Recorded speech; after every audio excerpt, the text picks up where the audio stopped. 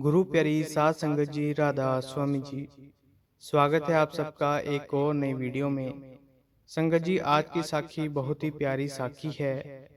आज की साखी में हमें पता लगेगा कि अगर गुरु चाहे तो कैसे हमारे जन्मों जन्मों के कर्म काट देते हैं। तो संगत जी, आपके आगे यही विनती है कि साखी को पूरा जरूर सुनिएगा, और अगर आप हमारे चैनल पर नए हैं तो चैनल को सब्सक्राइब जरूर करें जी। संगत जी, एक लड़का जो कि जॉब करता था, जहाँ वो रहता था वहाँ से कई लोग डेरे सेवा करने के लिए जाया करते थे, लेकिन वो अपने काम में व्यस्त रहने के कारण सेवा पर नहीं जा पाता था। लेकिन जब वो लोगों को सेवा पर जाते हुए देखता तो उसके मन में भी सेवा करने की इच्छा जाग उठती, पर अपनी जॉब के कारण वो नहीं जा सकता था।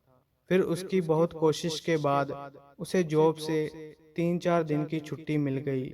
उसने कोई बहाना मारकर जॉब से छुट्टी ले ली। जब छुट्टी ले ली तो उसने अपने घर वालों से कहा कि मैं डेरे सेवा करने के लिए जा रहा हूँ। उसने बस पकड़ी और डेरे पहुँच गया। जब डेरे पहुँचा तो उसने किसी सेवादार से कहा कि मैं 3-4 दिन के लिए डेरे में सेवा करना चाहता हूँ। तो सेवादार ने बोला कि मैं तो तुम्हें कोई भी सेवा नहीं दे सकता, ये काम तो सेक्रेटरी साहब का है, मैं तुम्हें उनके पास ले चलता हूँ। वो उस लड़के को सेक्रेटरी साहब के पास ले गया। तो सेक्रेटरी साहब ने पूछा कि बताओ बेटा, क्या काम है। उस लड़के ने बताया कि मैं इस शहर से आया हूँ और मुझे 3-4 दिन की छुट्टी मिली है, और मैं ये 3-4 दिन डेरे में सेवा में लगाना चाहता हूँ। कृपया करके मुझे 3-4 दिन के लिए कोई सेवा दे दो, आपकी बड़ी मेहरबानी होगी। सेक्रेटरी साहब उस लड़के को एक गेट के पास ले गए और कहा कि इस गेट से कोई भी अंदर आना नहीं चाहिए। तुम्हारे खाने पीने का सारा सामान यहीं पर पहुंचा दिया जाएगा। उस लड़के ने कहा कि आप चिंता मत करो, इस गेट से कोई भी अंदर नहीं आ पाएगा। वो लड़का वहीं गेट पर सेवा करने लग गया। पहले दिन तो लड़के के खाने पीने का सारा सामान लड़के के पास पहुंचता रहा, पर अगले 2 दिन तक लड़के के पास कुछ नहीं पहुंचा, और वो लड़का 2 दिन सिर्फ पानी पीकर ही अपना गुजारा करता रहा। अब वो कहीं जा भी नहीं सकता था, क्योंकि वो अकेला था और उसकी सेवा गेट पर लगी थी, और वो वहीं पर सेवा करता रहा। जब 2 दिन तक उसने कुछ नहीं खाया तो उसे बहुत गुस्सा आया, क्योंकि वे 2 दिन से भूखा था।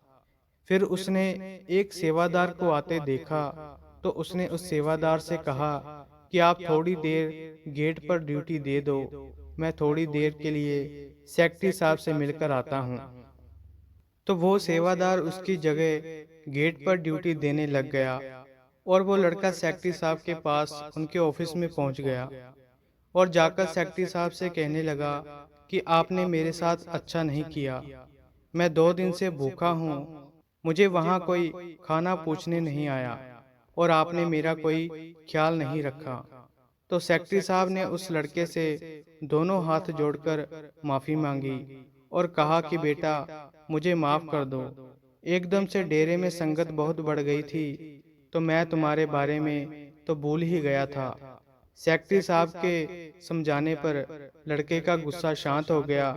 फिर सेक्रेटरी साहब ने उसे अपने पास बिठाकर खाना खिलाया।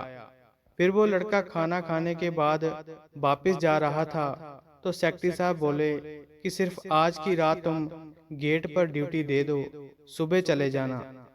तो लड़का मान गया और गेट पर ड्यूटी देने के लिए चला गया।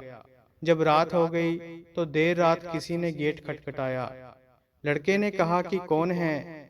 दूसरी तरफ से आवाज आई कि बेटा, गेट खोलो, मैंने अंदर आना है। लड़के ने कहा, अंकल जी, मुझे गेट खोलने का हुक्म नहीं है, मैं किसी को अंदर नहीं आने दे सकता, मुझे माफ करें। तो दूसरी तरफ से आवाज आई कि अगर अंदर नहीं आने देना तो मत आने दो, पर मैं प्यासा हूँ, मुझे एक गिलास पानी का तो पिला सकते हो। लड़के ने कहा, जी हाँ, पानी तो मैं पिला सकता हूँ, पर आप गेट के अंदर नहीं आएंगे। उधर से आवाज आई, ठीक है, मैं नहीं आऊंगा, पानी तो पिला दो। लड़के ने पानी का गिलास भरा और गेट खोलकर जब पानी देने लगा तो उसने देखा कि गेट पर तो बाबा जी खड़े हैं। पहले तो उसे यकीन नहीं हुआ, तो जब उसे पता चला कि सच में बाबा जी आए हैं तो उसकी आंखों से आंसू झलकने लगे।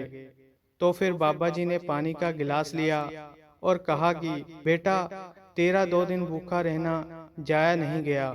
तेरे अगले 2 जन्म भिखारी के होने थे, जो कि तेरे 2 दिन भूखे रहने से ही कट चुके हैं। यह सुनकर लड़का बाबा जी के आगे रोना शुरू हो गया और शुक्र है करने लगा। ये बात कहकर बाबा जी वहां से चले गए। तो संगत जी, सतगुरु कैसे हमें बुरे कर्मों से बचाते हैं, हमें तो पता भी नहीं चलता कि किस किस रूप में आकर वे हमारी सहायता करते हैं। और हमें तो पता ही नहीं कि उसने हमारे लिए क्या क्या किया है। और हम थोड़ी सी सेवा कर कर, थोड़ा सा भजन सिमरन कर कर उसे बताने लग जाते हैं। तो संगत जी, हमें तो हमेशा उसके भाने में रहना चाहिए और भजन सिमरन को पूरा वक्त देना चाहिए। बाकी वो मालिक जो भी करेगा हमारी भलाई के लिए ही करेगा। तो संगत जी, अगर आपको ये साखी अच्छी लगी तो लाइक शेयर और कमेंट करें और चैनल को भी सब्सक्राइब जरूर करें जी। राधा स्वामी जी।